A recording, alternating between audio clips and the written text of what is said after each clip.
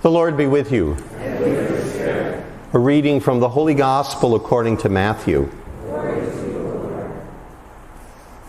Lord. At that time Jesus exclaimed, I give praise to you, Father, Lord of heaven and earth, for although you have hidden these things from the wise and the learned, you have revealed them to little ones. Yes, Father, such has been your gracious will. All things have been handed over to me by my Father. No one knows the Son except the Father, and no one knows the Father except the Son, and anyone to whom the Son wishes to reveal him. Come to me, all you who labor and are burdened, and I will give you rest.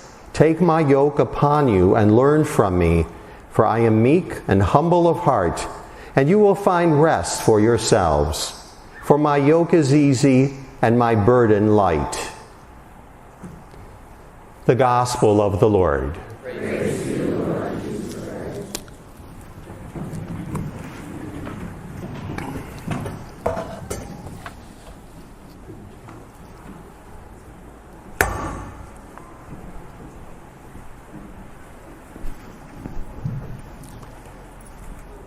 When I was in a religious order about 50 years ago, not quite that, but close to it, there was a priest who always said after reading the Gospel, the hard news of the Lord.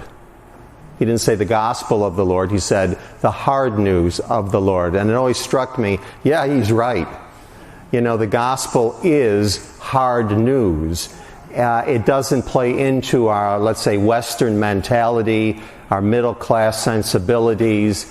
It really challenges everything that maybe we live for in our country. And it should be challenging because we have Jesus who is the perfect example of living according to the Spirit, not the flesh. And if we want to live according to the Spirit, we look at Jesus. Living according to the Spirit means more than simply coming to Mass, praying every day, adoring the Lord in adoration. It means our entire life, everything we do, has to focus on Jesus Christ and the will of the Lord. And in that first prayer that I said, which we call the Collect, it talked about the abasement of Jesus. The abasement. He was abased. That was God's intention, the Father's intention, and Jesus honored that will and was abased. When you think of basement, that's the lowest floor in a house. So the abasement of Jesus is all about really his being humiliated in the world, of being rejected by the world. Now that's really living in the Spirit. It means that we don't think about our fleshly needs. Now we do, and we need to. We have to honor the body. We do need a certain amount of food and rest and water, etc. But everything else outside of that should have in some way a focus on living the gospel. So for example, this can go both ways. Anybody going to Bob's after Mass? Aha! Okay. There are fathers of the church that would say there is a direct line from the altar of sacrifice to the table of the poor, not to a table in Bob's. Although, if we are clever, we can use Bob's as a way of honoring that as the table of the poor. Invite a friend, invite a neighbor, somebody on the street. Literally, you say, hey, would you like to go to Bob's for breakfast this morning? And then what we're doing is we are, yes, providing for our own flesh, but we're also honoring the needs of other people. And so in a very clever, imaginative way, we can succeed at living according to the Spirit.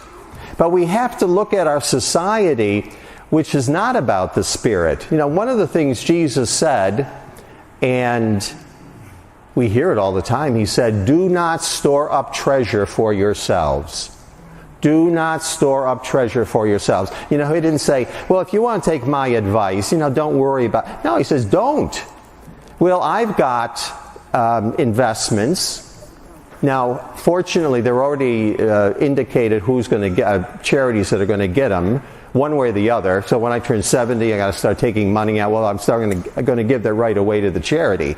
But I'm supposed to be living, trusting God, being faithful to God, and trusting that my needs will be met one way or the other. I mean, if I die, that's great. I'm ready, Lord. Beam me up. Beam me up. That's where the real treasure is. It's God. But in this life, we're supposed to be saying, how am I focusing on myself more than focusing on those I'm called to serve? And again, we have Jesus as the model.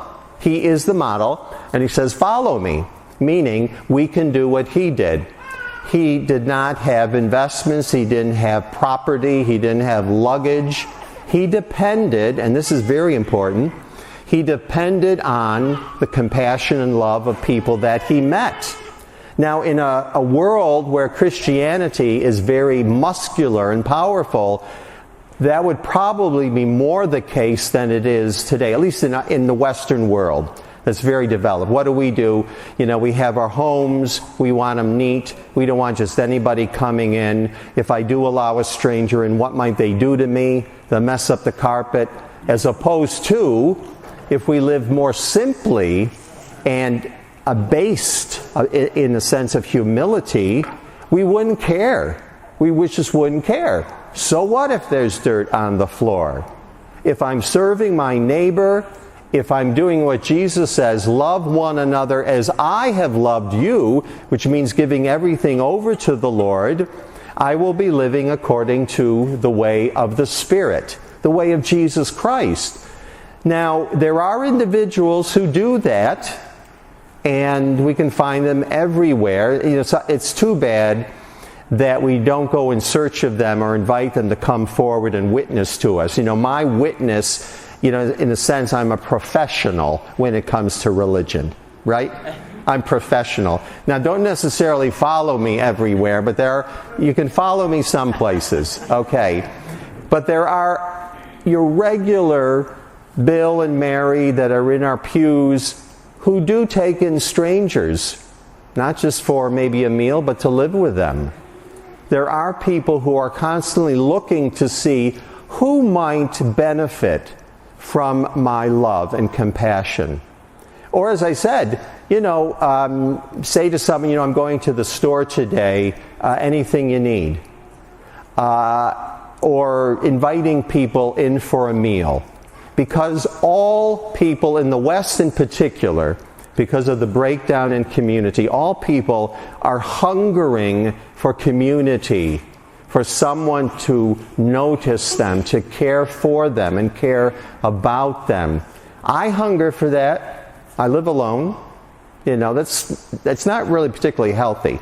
The next bishop is going to get a lot of advice from all the priests of the diocese. But we need one another. And that's not to say, and this is where humility and abasement and putting up with stuff we don't want to put up with comes in. Whether you're living in a Trappist monastery or you're living in a household with children, it's not always going to be easy. It means sacrifice. It means humiliation, humility. It means compassion. But that's where it's at. And then when we talk about our investments, well, the big investment is heaven. When we love our neighbor, even unto death, we are investing in our real treasure, which is God, which is what heaven is all about. But so we live in the West, we see what's going on, and sadly, we church people get co-opted by the way of the world. It's just kind of natural and normal, and especially when we don't have that Christian community where we're constantly coming together and saying, what are you doing to follow the Lord? I've tried this. Have you tried that? I succeeded at that. I didn't succeed at this. What might we do together to go from the altar of sacrifice to the table of the poor? so that we can fulfill what Paul tells us we're supposed to be fulfilling, because through baptism we're called to live according to the Spirit. And in the first reading from Zechariah, we have the Savior coming into the town, not riding in a golden chariot, but on a donkey. And that's what Jesus did. So right there's that abasement.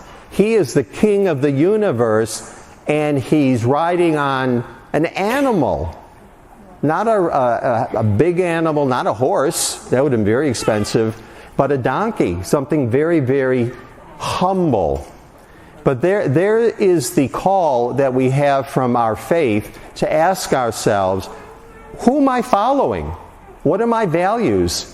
What am I doing to live the life of the Spirit? And Jesus says, yes, come aside. I'll give you the rest you need. I'll give you the powers that you need. I'll give you whatever you need to fulfill the gospel mandate. So we don't have to worry about God's part in all of this. We have to not worry, but work on our part. So as a community of believers, and that means all of us, we can't do it alone. We can't be in our own little silos. We have to constantly come together, get to know one another, help each person understand how they're called to be a leader, help people to understand their gifts, their talents, their charisms, work on those so that each week we go out and we try again to use what God has given us, so that we can be more and more like Jesus and live more and more according to the flesh. So as always, we're challenged. It is hard news. I mean, let's face it, we get into habits. We get into the comfort and convenience of what we own, what we're able to do. And every year we look forward to this, we look forward to that. In other words, we have control. We think we have control over our lives. But in fact, we don't. I think of Father Tim Horan, just retired, all set to go golfing. He loved golfing. He died recently, unexpectedly. So we belong to the Lord, and we're called to, just like Jesus, abase ourselves, humble ourselves. And again, what we're trying to do in our parish, what every parish is trying to do, is to say, we're a community. We depend on one another. We are our brothers and sisters' keepers, and it begins here, and then we take it out into the streets, into our neighborhoods, into areas that we may say, I don't want to go there. But if we do go there in the Spirit of Jesus Christ, we will bring the great gifts of Christ Himself. We will bear Him into the world. So we have a lot of work to do. So as you go forth this week and you think about you're living in the Spirit, living in the flesh, where are you? Are you more tuned to the worldly way of doing things? Or are you more in tune with what Jesus wants you to do, and how are you fulfilling what Jesus wants us to do? And then again, what kind of a community do we want to grow into, to continue to grow into, to get better at being our brothers and our sisters' keepers, looking out for one another, and then as a community, which will really have a lot more power than an individual, going out into the neighborhoods and the byways and the highways and saying, we're here for you. We're here for you. Yes, it's going to be sweaty, dirty work, but we're here for you. And in that way we accomplish the life of the Spirit, not just in word, but in deed. So again, as you go forth, think about where you are in terms of your journey. Is there a little bit too much of a pull in terms of the flesh? You know, being comfortable, having things conveniently done for us? Or are we moving slowly towards the Spirit that has a muscle of its own that must be exercised so that we can be strong? And then again, think of what the fathers of the church said 1,500 years ago. We're supposed to be thinking that the altar of sacrifice is supposed to always connect us to the table of the poor. And is there a connection in our lives? I'm not just talking about, which is a good thing, donating food or money, that's good. But do we actually have a way of engaging with those people that we want to help? So lots of questions, as always. It's never going to end till we die. But the more we ask those questions and hold ourselves accountable, we're going to be moving more in that direction of Jesus Christ, who is the model of what we're supposed to be living in terms of the Spirit. So there's no question what we're supposed to look like, what we're supposed to do. It's simply a question of every day recommitting ourselves to what began in baptism, when God brought us into His Spirit and invited us to abase ourselves, humble ourselves, as did His Son, so that we can fully serve our neighbors.